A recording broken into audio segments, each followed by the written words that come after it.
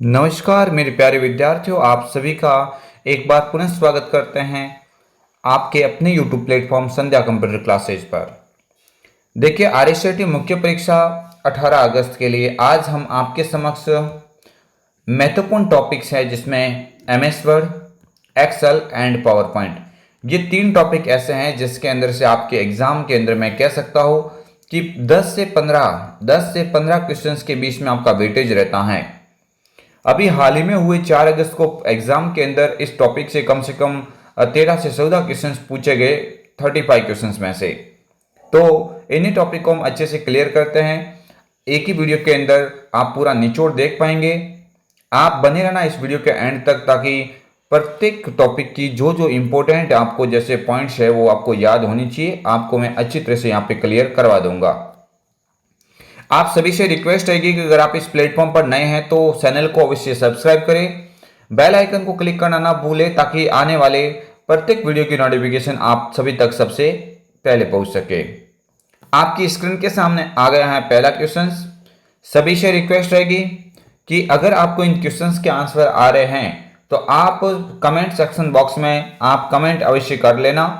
और कुछ क्वेश्चंस के अंदर अगर आपको डाउट रह जाता है तो आप स्पेशली कमेंट के द्वारा वो आपकी जो भी है से प्रॉब्लम्स है वो हम हमारे तक पहुंचा सकते हैं। पहला क्वेश्चन आपकी स्क्रीन के सामने, MS पावर पॉइंट 2010 की जो फाइल होती है उसका डिफॉल्ट एक्सटेंशन क्या होता है। भाई, कोई भी फाइल हो, उस फाइल का है ना, उस फाइल की पहचान करने के लिए फाइल का एक्सटेंशन नेम जरूर लगता है। क्या लगता है? फाइल का एक्सटेंशन नेम जरूर लगता है।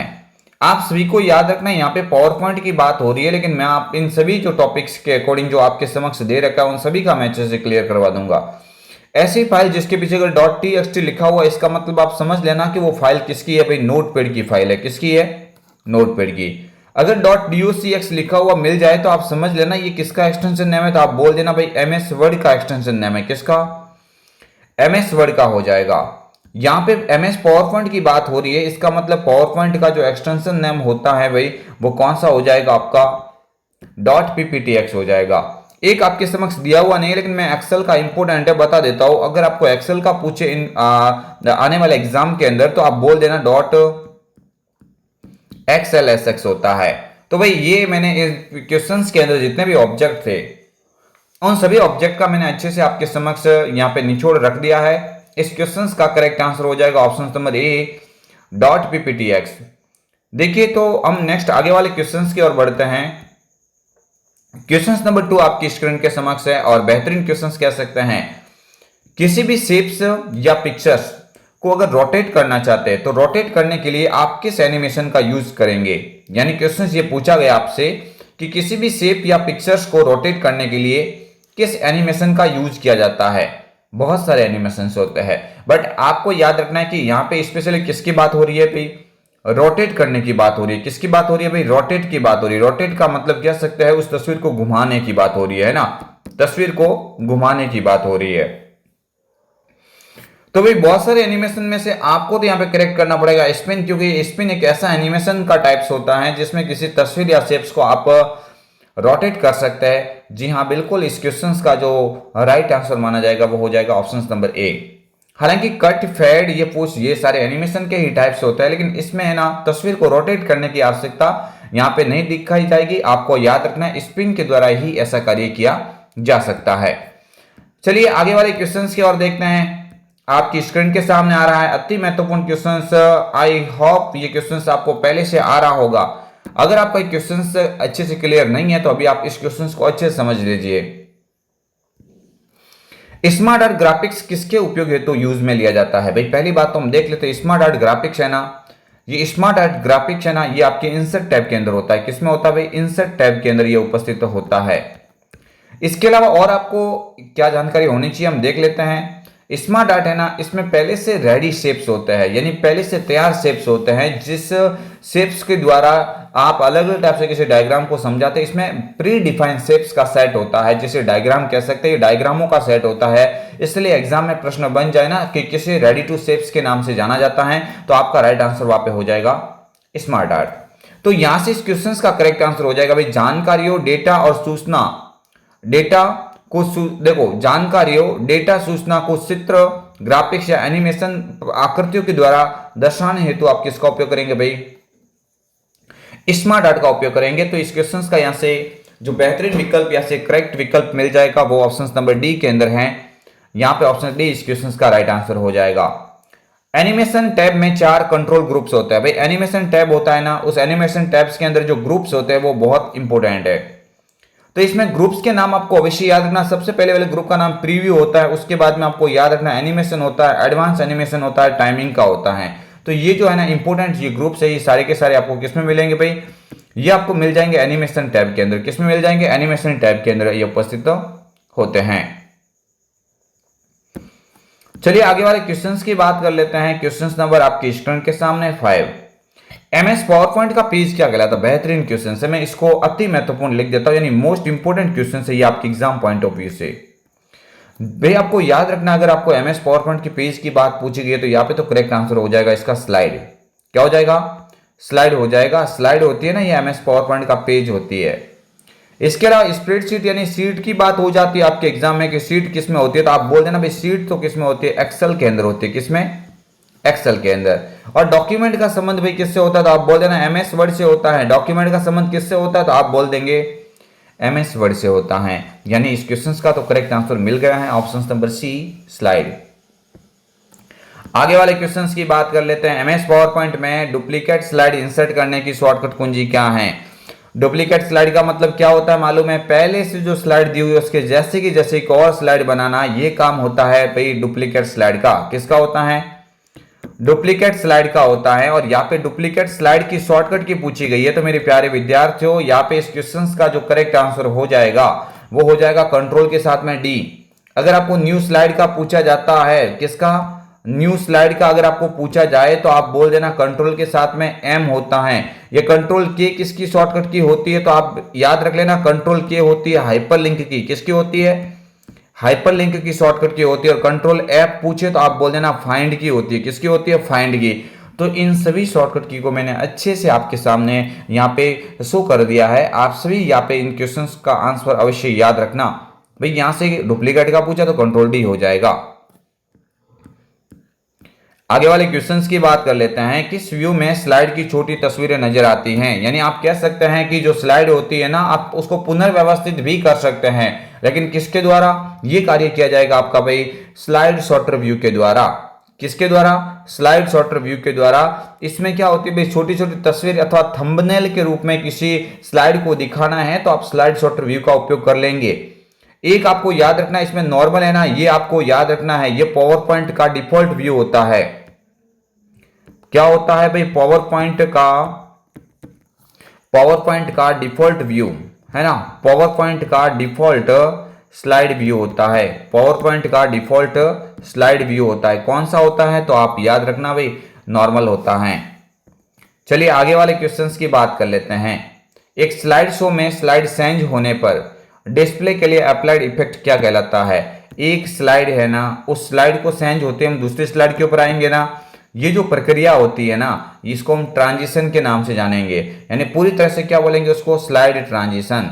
यहाँ पे इस क्वेश्चन का जो करेक्ट आंसर हो जाएगा वो कौन सा हो जाएगा, स्लाइड ट्रांजिशन। यहां से ऑप्शन नंबर सी इसका करेक्ट माना जाएगा। आगे वाले क्वेश्चंस की बात कर लेते हैं। प्रेजेंटेशन में विद्यमान सभी स्लाइड का एक जैसा प्रदर्शन चाहने के लिए निम्नलिखित में से किसका उपयोग किया जाता है। आपकी स्लाइड है ना, ये बहुत सारी पावर पॉइंट में स्लाइड आप अपने हिसाब से रख सकते हैं। इन सभी स्लाइड का आप अगर एक जैसा बैकग्राउंड रखना चाहते हैं, एक जैसा, इसे कलरिंग इफेक्ट, पीछे वाला जो तरीका दिखने का बैकग्राउंड में बात कर रहा हूं, एक जैसा बैकग्राउंड चाहते हैं तो आप डिजाइन टेम्पलेट का उपयोग करेंगे भाई। प्रेजेंटेशन डिजाइन टेम्पलेट इसका पूरा नाम है, लेकिन यहां से आप एक देख सकते हैं इस क्वेश्चन का राइट आंसर डिजाइन टैब के अंदर जाना होता है और उसमें टेम्पलेट होता है, थीम होती है अलग अलग कलर की। आप किसी भी एक थीम के ऊपर क्लिक करने से वो सभी स्लाइड के ऊपर लागू हो जाती है। तो इस क्वेश्चन का तो करेक्ट आंसर हो जाएगा प्रेजेंटेशन डिजाइन टेम्पलेट। आगे वाले क्वेश्चंस की बात कर लेते हैं। पावर पॉइंट प्रस्तुतिकरण को अति शीघ्र बनाने के लिए प्रयोग में लाया जाता है। भाई पावर पॉइंट की जो प्रस्तुति होती है ना, आप उसको तेज गति से बनाना चाहते हैं, तो तेज गति से बनाने के लिए एक उसमें कंटेंट का ऑप्शन नाम क्या भाई, auto content wizard. Auto content wizard ये विकल्प आपकी पावर पॉइंट के प्रस्तुतिकरण को तेज गति से बनाने के लिए काम में लिया जाता है। चलिए आगे वाले क्वेश्चंस को देख लेते हैं। एक नई प्रेजेंटेशन खाली जगह के माध्यम से बनाई जा सकती है। खाली प्रेजेंटेशन से बना सकते हैं, मौजूदा प्रेजेंटेशन से बना सकते हैं और डिजाइन टेम्पलेट प्रेजेंटेशन से बना सकते हैं। तो इसका तो भाई राइट आंसर यहाँ पे सामने ही लिखा हुआ है, इजी प्रश्न है, करेक्ट आंसर हो जाएगा भाई उपरोक्त सभी। आगे वाले क्वेश्चंस की बात कर लेते हैं। क्वेश्चन नंबर 12, एक नई प्रेजेंटेशन बनाने के लिए निम्नलिखित में से किसका उपयोग नहीं किया जा सकता है। देखो ये नहीं और है में ज्यादा कंफ्यूज करता है क्वेश्चंस। यहां पे नहीं है पूछा गया कि इनमें से ऐसा कौन सा एक विकल्प है जो एक नई प्रेजेंटेशन बनाने के लिए उपयोग में नहीं लिया जाएगा। तो देखिए आप न्यू के अंदर, फाइल के अंदर जाएंगे, न्यू पे क्लिक करके तो कर सकते हैं, कंट्रोल एन भी दबा सकते हैं, स्टैंडर्ड टूल बार पर न्यू बटन का उपयोग करते हुए ये भी काम किया जा सकता है। तो ये तीनों तो सही है, लेकिन फाइल के अंदर जाके ओपन से काम थोड़ी ना होगा। ओपन का मतलब तो होता है सेव्ड डॉक्यूमेंट को ओपन करना। किसको? सेव्ड डॉक्यूमेंट को ओपन करना, यानी सेव्ड की गई फाइल को ओपन करना, है ना। सेव की गई फाइल को ओपन करने का काम होता है। इसका मतलब ये तो इसमें नई फाइल खोलने का तरीका तो नहीं है। ओपन के अंदर तो क्या होता है, ऐसी फाइल जो हमने पहले से सेव कर दी है उसको खोलना कार्य हो जाएगा। आगे वाले क्वेश्चंस की बात कर लेते हैं। चयनित चार्ट एलिमेंट पर विजुअल इफेक्ट जैसे shadow, glow, reflection, 3D rotation, ये देखो अलग अलग टाइप्स के 3D रोटेशन डालना, ग्लो रिफ्लेक्शन डालना, शैडो, ये इत्यादि जो वर्क है ना, ये आप किसके द्वारा कर पाएंगे।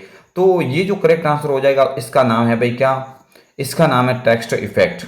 क्या हो जाएगा भाई, टेक्स्ट इफेक्ट। ऑप्शंस कहाँ पे लिखा हुआ, तो यहाँ पे ऑप्शन नंबर ए के अंदर है इस क्वेश्चन का करेक्ट आंसर। ये जो इफेक्ट डालना होता है ना, शैडो इफेक्ट डालना, रिफ्लेक्शन, ग्लो, है ना, ये जो भी होता है ये टेक्स्ट इफेक्ट के अंदर होता है। ऑप्शन या से ए इस क्वेश्चन का करेक्ट आंसर होगा। आगे की ओर बढ़ते हैं। चार्ट एलिमेंट में पूर्वावलोकन व विजुअल स्टाइल के चयन करने में ड्रॉप डाउन गैलरी मदद करती हैं। भाई कोई जैसे आपको याद रखना कोई विजुअल स्टाइल्स है ना, इसके अलावा कुछ एलिमेंट है, उसमें पूर्वावलोकन या विजुअल स्टाइल के चयन में ड्रॉप डाउन गैलरी मदद करती है। गैलरी खुलती है एक, उसको हम क्या बोलेंगे भाई, उसका राइट आंसर क्या है भाई, है ना। चार्ट एलिमेंट में पूर्वावलोकन तथा विजुअल स्टाइल चयन करने में ड्रॉप डाउन गैलरी मदद करती है, तो उसका नाम क्या है भाई। इसका तो राइट आंसर हो जाएगा भाई यहाँ पे करेक्ट आंसर सेफ स्टाइल हो जाएगा। क्या हो जाएगा भाई, सेफ स्टाइल हो जाएगा। यहां से correct answer option number A. चलिए आगे वाले क्वेश्चंस की बात कर लेते हैं। अच्छा क्वेश्चन है, डेटा और सूचनाओं को समझने में आकर्षक व आसान तरीके से विजुअल रूप में रिप्रेजेंट करता है। कोई डेटा होते हैं, कुछ आंकड़े होते हैं, उनको समझने में आसान बनाना और आकर्षक तरीके से दिखाना, ये कार्य किसका होता है भाई, चार्ट का होता है। किसका होता है, चार्ट। यहां से इस क्वेश्चन का करेक्ट आंसर माना जाएगा। चलिए आगे वाले क्वेश्चंस की बात कर लेते हैं। आसानी से पढ़ने के लिए खाली जगह का उपयोग कर सूचना को हॉरिजॉन्टल, रो और वर्टिकल कॉलम में व्यवस्थित किया जाता है। ये तो अभी जो आपके सामने जो 4 अगस्त का एग्जाम हुआ था इसमें ऐसे पूछा गया था कि जो शीट होती है ना वो किसके रूप में डेटा को व्यवस्थित करती है। तो आपको याद रखना, शीट होती है ना उसमें 2 ऑप्शंस होते हैं, एक तो रो से मिलती है और एक किस में मिलती है, रो व कॉलम से मिलकर बनती है। तो यहाँ पे भी करेक्ट आंसर वही पूछा गया है कि रो और वर्टिकल कॉलम के रूप में विभाजित उसमें जो होता है ना उसको हम क्या बोलेंगे भाई, शीट बोलेंगे। यहाँ पे बात किसकी हो रही है, आसानी से पढ़ने के लिए खाली जगह का उपयोग कर सूचना को हॉरिजॉन्टल, रो और वर्टिकल कॉलम में व्यवस्थित किया जाता है। यहाँ पे शीट की बात हो रही है। किसकी भी बात हो रही है, शीट की बात हो रही है।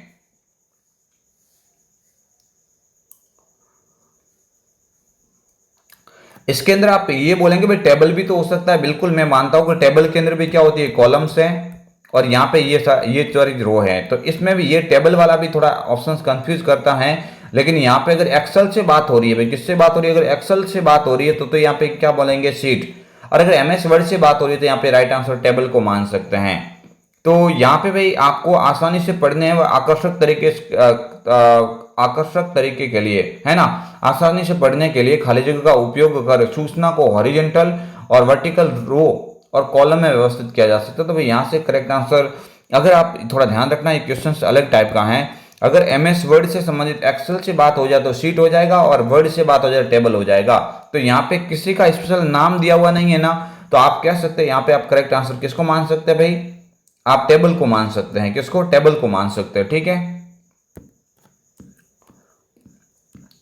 चलिए आगे वाले क्वेश्चंस की बात कर लेते हैं। एक नाम बॉक्स होता है भाई, एक नाम बॉक्स क्या कार्य होता है, नाम बॉक्स होता कहाँ पे है? नाम बॉक्स का मतलब होता है कि आप वर्तमान में कौन सी सेल के ऊपर काम कर रहे हैं उसका नाम दिखाना, उसका एड्रेस बताना। तो ये होती कहाँ पे, तो आप याद रखना, इस साइड तो होती है फॉर्मूला बार, इस साइड तो क्या होती है फॉर्मूला बार, और इस साइड होती है ये नेम बॉक्स। तो ये फॉर्मूला बार के किस साइड है? बाईं ओर है। फॉर्मूला बार के किस साइड में है? बाईं ओर दिखाई देती है। तो यहां से करेक्ट आंसर क्या हो जाएगा? फॉर्मूला बार, फॉर्मूला बार के बाईं ओर दिखाई देता है। ऑप्शन बी यहां से इस क्वेश्चन का राइट आंसर माना जाएगा। आगे क्वेश्चन, पेस्ट स्पेशल कमांड आपको कॉपी और पेस्ट की सुविधा देता है। तो एक कॉपीड वैल्यू के द्वारा सिलेक्शन को मल्टीप्लाई करने हेतु, सेल कमेंट्स के द्वारा, एक्चुअल फॉर्मूला के बजाय एक फॉर्मूला के परिणाम स्वरूप वैल्यूज के द्वारा। तो यहां से तो इस क्वेश्चन का करेक्ट आंसर मिल गया है। पेस्ट स्पेशल की बात हो रही है, नॉर्मली पेस्ट की बात नहीं हो रही है, पेस्ट स्पेशल की बात हो रही है। तो यहां से इस क्वेश्चन का जो राइट आंसर माना जाएगा वो एक्चुअल फॉर्मूला के बजाय फॉर्मूला के परिणाम स्वरूप वैल्यूज के द्वारा ये कार्य किया जाएगा, यानी पेस्ट स्पेशल कमांड की बात हो रही है। एक अगर आपके एग्जाम में पूछा जा सकता है कि पेस्ट स्पेशल कमांड की शॉर्टकट की बताइए, तो आप बोल देना, है ना, कंट्रोल प्लस, है ना, control plus alt plus V हो जाएगा। चलिए आगे वाले क्वेश्चंस की बात कर लेते हैं। एमएस एक्सेल में निम्न में से कौन सा चार्ट 100%, अच्छी बात हो रही है, 100% तक जोड़ने वाले प्रतिशत को दर्शाता है? तो 100% जोड़ने वाले प्रतिशत को दर्शाने का काम 100% वैल्यू आ गया है ना, नाम तो आप समझ लेना। यहाँ पे पाई चार्ट की बात हो रही है, किसकी? पाई चार्ट की बात हो रही है। तो यहाँ पे ऑप्शन बी के ऊपर लिखा हुआ पाई चार्ट करेक्ट माना जाएगा। आगे की ओर बात करते हैं। एमएस एक्सेल में निम्न में से कौन सा चार्ट बिंदुओं को जोड़कर रुझानों की एक श्रृंखला चित्रित करता है? ये जो पॉइंट होते हैं ना, इन पॉइंट को जोड़ते हुए एक ऐसे आपको एक चार्ट के रूप में एक दिखाएगा। तो यहाँ पे भाई बात फिलहाल के लिए किसकी हो रही है? यहाँ पे बात हो रही है जो चार्ट आपके सामने में बनाया है ना, ये कौन सा चार्ट है? लाइन चार्ट है। कौन सा है? Line chart. यहां से इस क्वेश्चन का राइट आंसर माना जाएगा लाइन चार्ट। चलिए इस क्वेश्चन का तो करेक्ट आंसर भाई आपके सामने दे दिया मैंने, क्या हो जाएगा? लाइन चार्ट हो जाएगा। आप सभी से रिक्वेस्ट है कि अगर आप वीडियो को देख रहे हैं तो आप सभी से रिक्वेस्ट है कि आप इस चैनल के साथ में जुड़ जाइए, सब्सक्राइब कर लीजिए। आपके एग्जाम तक मैं भी इंपॉर्टेंट क्वेश्चंस करवा दूंगा और अच्छी तरह से करवा दूंगा जो आपके एग्जाम के अंदर रामबाण की तरह काम करेंगे। यानी इस क्वेश्चन का राइट आंसर क्या हो जाएगा? लाइन चार्ट हो जाएगा। चलिए वर्कशीट में हॉरिजॉन्टल और वर्टिकल लाइन को क्या कहा जाता है? अच्छा प्रश्न है, अच्छा प्रश्न है, कह सकता है। चार्ट एलिमेंट के अंदर भाई, चार्ट एलिमेंट के अंदर दिखने वाली हॉरिजॉन्टल लाइन और वर्टिकल लाइन को आप स्पेशली नाम लेके बोलेंगे, क्या बोलेंगे? ग्रिड लाइन बोलेंगे। क्या बोलेंगे? ये मैं आपको बार बार बोल रहा हूं कि एक्सेल के अंदर ऐसा प्रश्न बन जाता है कि शीट के अंदर जो हॉरिजॉन्टल रो और वर्टिकल लाइन होती है ना, उनको हम क्या बोलेंगे? तो ये चार्ट से संबंधित बात कर रहा है। तो चार्ट में जो वैल्यू एक्सेस करने के लिए जो यहाँ पे ऐसे हॉरिजॉन्टल और वर्टिकल लाइनें दिखाई देती है ना, वो ग्रिड लाइन के नाम से जानी जाती है। आगे वाले क्वेश्चंस की बात कर लेते हैं। फॉर्मूले के शुरू और अंत, यानी शुरू अंत के सेल एड्रेस के द्वारा एडजस्ट रेंज निर्दिष्ट होते हैं और इसे खाली जगह द्वारा पृथक किया जाता है। तो खाली जगह यानी आप कह सकते हैं ऐसे दो पॉइंट होते हैं। मैंने आपको कल भी क्वेश्चन बताया A1 से जैसे A10 तक जो ऐसे दर्शाना डेटा, तो ये जो दो पॉइंट होते हैं ना, ऐसे ये दो पॉइंट होते हैं ना, इनको जो है ना, इनको आप क्या बोलेंगे? कॉलन बोलेंगे। क्या बोलेंगे? कॉलन बोलेंगे। तो यहाँ से क्वेश्चन का आंसर तो हमें मिल गया है भाई। क्या हो जाएगा? यहाँ से करेक्ट आंसर हो जाएगा ऑप्शन नंबर सी वाला, यहाँ से करेक्ट माना जाएगा, है ना। यहाँ से राइट आंसर क्या हो जाएगा भाई? कॉलन यहाँ से करेक्ट आंसर हो जाएगा। आगे वाले क्वेश्चंस की बात कर लेते हैं। एक्सेल में शीट का डिफॉल्ट व्यू होता है। भाई एमएस एक्सेल होता है ना, इसके अंदर जो शीट होती है उसका डिफॉल्ट व्यू क्या होता है? तो आपको मैंने पहले बोल दिया था कि अगर आपको है ना पावर पॉइंट का पूछे, अगर आपको पावर पॉइंट का पूछे तो भी नॉर्मल बोलना, और अगर आपको एक्सेल का पूछे तो भी नॉर्मल बोलेंगे, यानी दोनों के दोनों विकल्प यहां से करेक्ट माने जाएंगे। यहां पे एक्सेल की बात हो रही तो नॉर्मल यहां से करेक्ट है, ऑप्शन सी।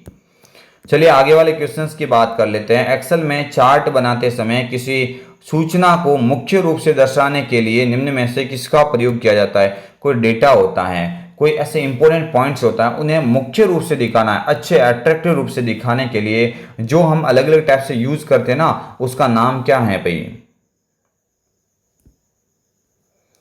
एक एक्सेल चार्ट बनाते समय किसी सूचना को मुख्य रूप से दर्शाने के लिए निम्न में से किसका प्रयोग किया जाता है?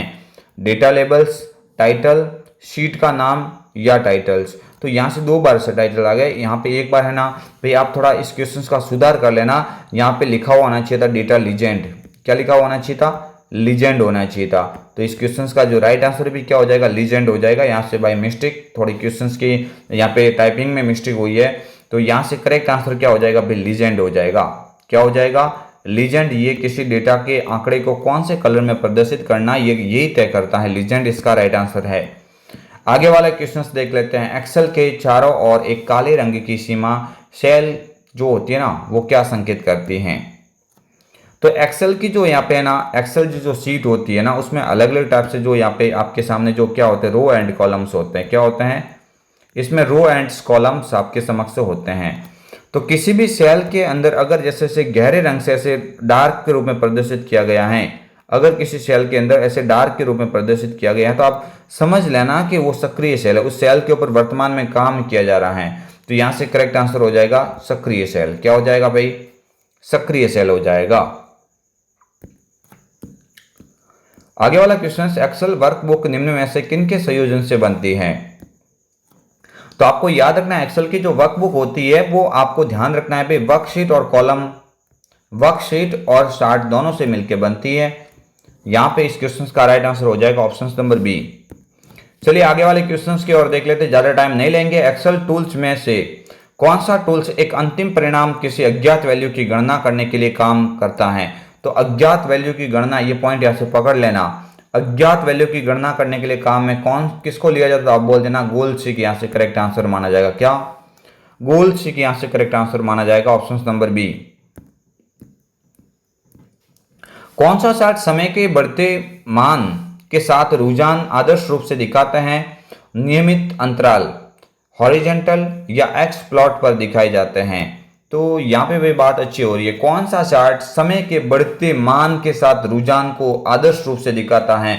तो यहाँ पे बढ़ते हुए रुझानों को दिखाना है ना, ये बात हो रही है लाइन चार्ट के बारे में। क्वेश्चन देखो दो बार बना है लाइन चार्ट का, लेकिन दोनों का तरीका अलग अलग है।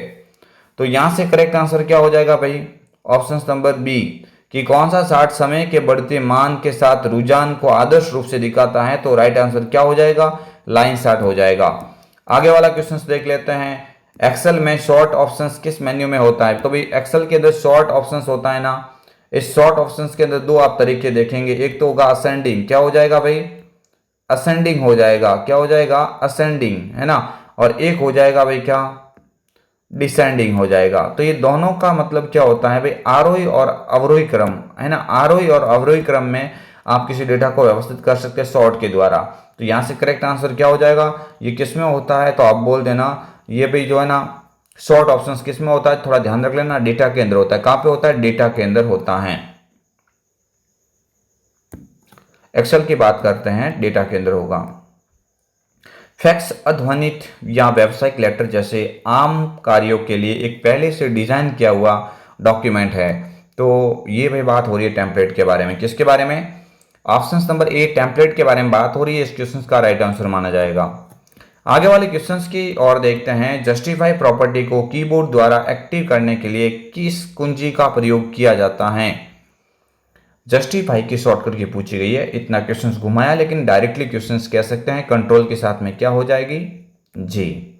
कंट्रोल ई किसकी होती है? तो आप बोल देना ये तो सेंटर की होती है। कंट्रोल एल किसकी होती है? तो आप बोल देना ये लेफ्ट की होती है। कंट्रोल आर होती है भाई राइट की। लेकिन जस्टिफाई की कंट्रोल जी होती हैं। ठीक है, यहाँ से करेक्ट आंसर माना जाएगा ऑप्शन नंबर बी। चलिए आगे वाले क्वेश्चंस की बात कर लेते हैं। व्यू मेन्यू में स्प्लिट ऑप्शंस का कार्य क्या है भाई? व्यू मेन्यू होता है, उसमें स्प्लिट का काम होता है एक विंडोज को दो भागों में बांटना, है ना। एक विंडोज को दो भागों में बांटना, यानी दो भागों में तोड़ने वाला जो कमांड होता है उसको स्प्लिट कहा जाता है। क्या बोलेंगे? Split command.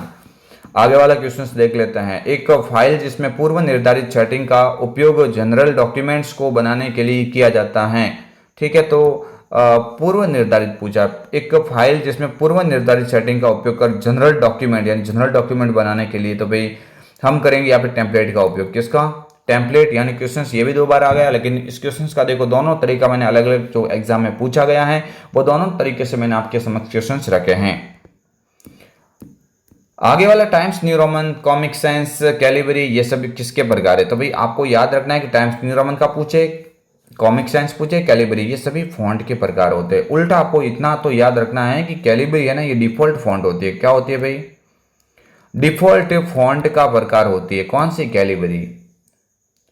और इस टॉपिक का सबसे अंतिम क्वेश्चन, खाली जगह एक विशेष सूची है जो डॉक्यूमेंट में अपने से संबंधित रेफरेंस पेज के साथ उपस्थित होती है। तो रेफरेंस पेज के साथ उपस्थित होती है, तो ये रेफरेंस मेन्यू के अंदर तो होता है, ये तो कंफर्म हो गया। कहाँ पे होता है? रेफरेंस मेन्यू के अंदर या रेफरेंस टैब के अंदर होता है। लेकिन होता कौन सा कमांड है? उस कमांड का नाम है टेबल ऑफ कंटेंट। क्या नाम है? Table of content. ये इंडेक्स बनाने के लिए काम में लिया जा सकता है। तो ये देखिए आपके समक्ष थे भाई महत्वपूर्ण 35 क्वेश्चन। आई होप आपको यहाँ पे क्वेश्चंस पसंद आए होंगे। ये जो महत्वपूर्ण 35 क्वेश्चन है, इनमें से आपको कितने प्रश्न आ रहे थे आप कमेंट के साथ में अवश्य बताना। अगर आपको सेशन पसंद आया तो लाइक, शेयर एंड सब्सक्राइब तो बनता ही है, और प्लीज़ आप बेल आइकन को क्लिक अवश्य करना ताकि हम इस चैनल के माध्यम से जो भी वीडियो आपके समक्ष डालेंगे उन वीडियो की नोटिफिकेशन आप तक अवश्य पहुँच सके। तो फ्रेंड्स, आई होप आप सभी को वीडियो पसंद आया होगा। अगर आपने वीडियो को पसंद किया तो लाइक, शेयर एंड सब्सक्राइब अवश्य करना। मिलेंगे आपको एक और अन्य वीडियो के साथ में, तब तक के लिए जय हिंद, वंदे मातरम, जय भारत।